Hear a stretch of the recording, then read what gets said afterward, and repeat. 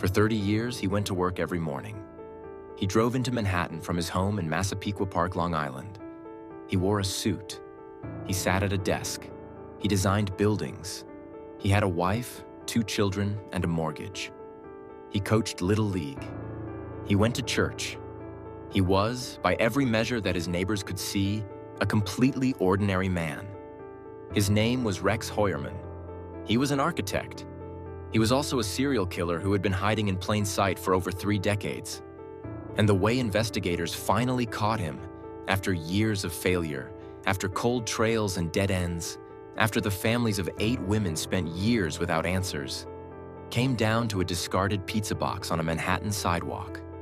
The Gilgo Beach murders began in 1993 and would not be solved until 2026.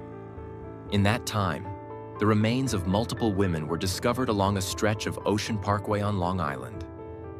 A quiet barrier island road, flanked by beach on one side and marshland on the other.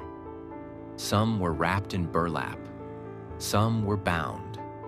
All had been placed there deliberately by someone who knew the area well and believed he would never be found. For years, he was right.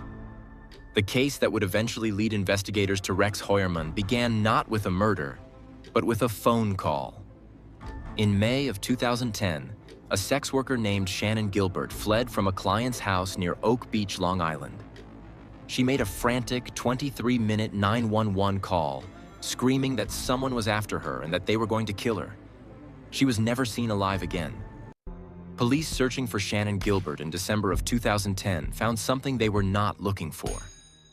4 sets of human remains buried in the brush along Gilgo Beach. Then more. Over the following months, investigators recovered the remains of 10 individuals along a stretch of Ocean Parkway less than 5 miles long. Among them were the women who became known as the Gilgo Four: Melissa Barthelemy, Maureen Brainerd Barnes, Megan Waterman, and Amber Lynn Costello. All 4 had advertised escort services online. All 4 had disappeared between 2007 and 2010. All 4 had families who had been searching for them. The investigation stalled almost immediately. There were few leads. There was no DNA match in any database. The case received enormous attention and then slowly faded from the headlines. Then, in 2021, a new Suffolk County Police Commissioner took office. He created the Gilgo Beach Task Force, a dedicated team drawing on the FBI, the New York State Police, and local investigators. They went back to the beginning. They pulled every piece of evidence. They started again. And this time, they had something the original investigators had not. 17 years of digital data. The breakthrough came from a witness account. A roommate of one of the victims described a client she had seen. A large man, over 6 feet tall, with a distinctive Chevrolet Avalanche pickup truck. Investigators ran the vehicle description through registration databases.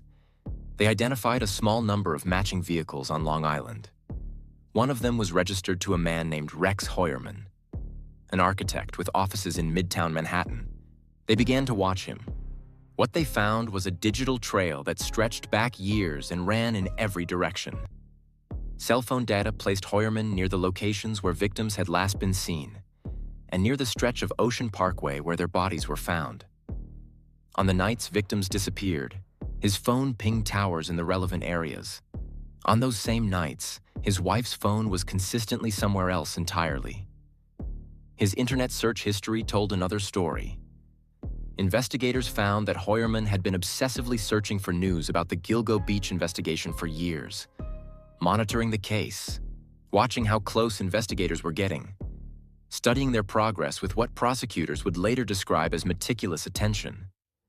He had also kept a list, a planning document. It included notes about supplies, locations he described as dump sites, and reminders to himself about future crimes. One note read, "Consider a hit to the neck next time." Prosecutors said he had spent years planning what he believed would be the perfect crime. He was wrong. In April of 2022, investigators settled on Heuermann as their primary suspect. They placed him under surveillance. They followed him through Manhattan. They waited. On a Tuesday afternoon in 2022, Rex Heuermann finished his lunch, walked out of his office, and dropped a partially eaten pizza box into a trash can on the sidewalk. The surveillance team moved in immediately. They pulled the box from the garbage.